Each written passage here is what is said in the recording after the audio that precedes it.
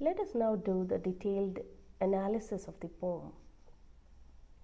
Thou hast made me known to friends whom I knew not. Thou hast given me seats and homes not my own. Thou hast brought the distant near and made a brother of the stranger. As we know that Gitanjali is a collection of devotional poems, the poet has expressed his devotion to God in various ways through these song offerings. Devotion here means complete surrender to God. And the poet has surrendered himself completely, and he has bowed down at the feet of God, as without this surrender, devotion is not possible. Then there comes a realization within him that everything that occurs, everything that happens around him is because of the scheme of God. It is according to the scheme of or plan of God. So one should never complain against this.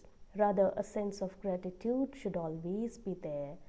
Therefore, these are the songs of God's glory and greatness. In this poem also, we will see how the poet is expressing his devotion to God. In the very first line, he says, "Thou hast made me friends whom I knew not." Thou means God. He is referring to God.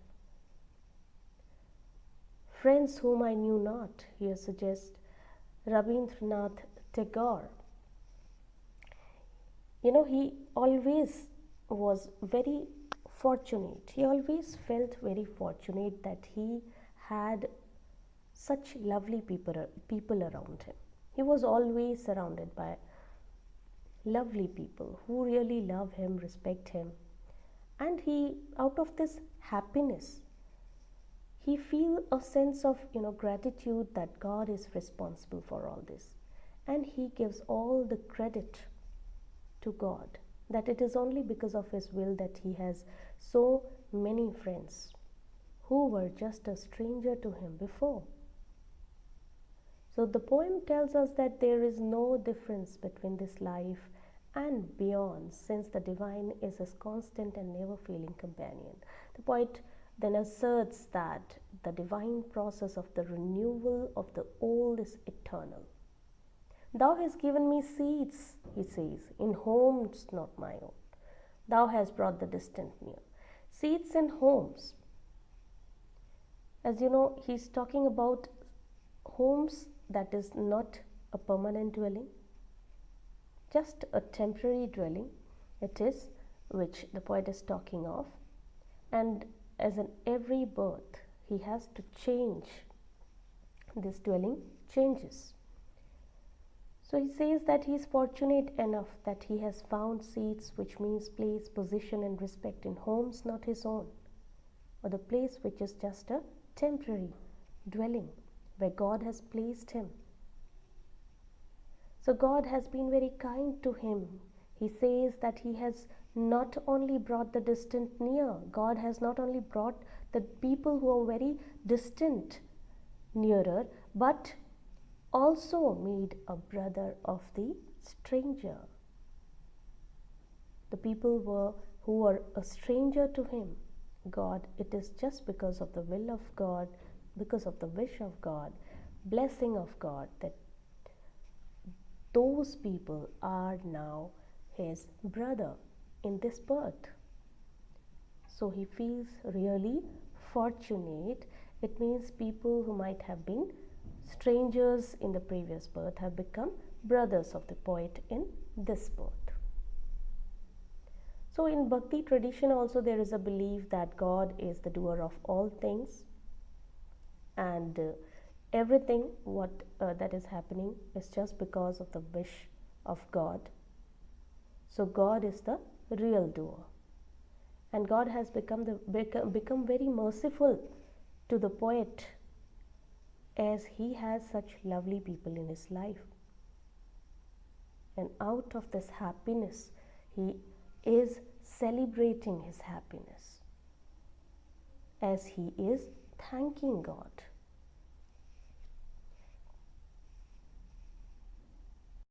Now coming to the second stanza, it goes like, I'm uneasy at heart when I have to leave my accustomed shelter. I forget that there abides the old in the new, and that there also thou abidest. Thou, he refers to God here. I am uneasy at heart, he says. For what he is becoming uneasy? For he has to leave this accustomed shelter he has become, of which he has become habitual of. What is this accustomed shelter he's talking of? This accustomed shelter means which we have become habitual of. That this situation arises because of the ignorance. It means people are ignorant, and at the same time they love this ignorance, and they also want to remain in their world of ignorance. They do not want to rise above this ignorance. So they do not even realize this. So poet here uses the word accustomed shelter for this world of ignorance, which we have become, or which the poet have become used to. And whenever there is the time comes to leave this accustomed shelter, we become uneasy. The poet is feeling uneasy at heart as he has to leave this. He forgets for a moment, he says that he forgets for a moment that whatever changes are taking place in his life are because of the will of God. So whenever there is a divine will, he forgets that the divine will is always for the betterment or good of the individual. So he should not have doubted it, but he doubts, he forgets for a moment. Then he says that, the poet says that he forgets for a moment that whatever changes are taking place, it is because of the will of God. And whenever there is a divine will, we know that it is for the good. Here he reveals that he also forgets that in every birth, he has also forgotten that in every birth he is accompanied by his God himself. Therefore he should not forget that the old here refers to the God who was in the old, and who is going to be there in the new also. So God is all pervasive. So God resides in the new also. So in this stanza, he makes us aware of the fact.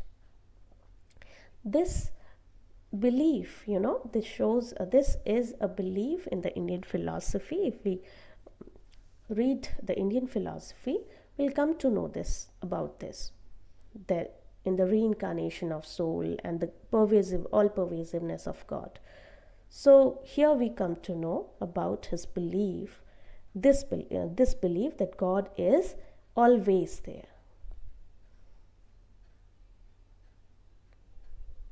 In the next stanza, he says, through birth and death, in this world or in others, wherever thou leadest me, 'tis thou, the same, the one companion of my endless life, who ever linkest my heart with bonds of joy to the unfamiliar. Here he says that he feels pity that why do we feel uneasy when we have to depart from this world or from this life? Just because of the ignorance that God is all pervasive. God exists in this life as well as in the other hereafter. So he is the constant companion of man. Through every birth and death, here suggests one of the belief, again, of the Indian philosophy of cycle of birth and death. The major difference that is between the Western religion and Indian philosophy is that for us life is always cyclic, which means that we have myriad of births. And why so many births? Because often this question arises in our mind, that why do we need to take so many births again and again? Because in every birth The soul wants to evolve. As opposed to this, Western belief is that this life is given to us only once. Thus, their attitude to death is always linear. While on the other hand, Indians believe that this is cyclic. So the poet here says that through birth and death, wherever thou leadest me, 'tis thou. It means it is God who leads him through worlds, or only he is the only companion of his endless life. So this is very important, and he says that whoever linkest my heart with bonds of joy to the unfamiliar. Here the poet says that in every life he has experienced a joy, a particular joy which is, inexplicable, a joy in each life, in every life he has felt, and that joy seems to be unfamiliar to him. So the word unfamiliar has an interesting connotation here. This is very important because if one associates himself with God, it means enlightenment or true knowledge. He has gained true knowledge. He stands at the center. So if this happens, then there is no room for misery in human life. So unfamiliar might means God or the truth which we are completely unfamiliar of. So here in this stanza, he talks about the unfamiliar, the joy, or the true knowledge, or enlightenment. Now the last stanza goes like, when one knows thee, then alien there is none, then no door is shut. Oh, grant me my prayer, that I may never lose the bliss of the touch of the one in the play of the many.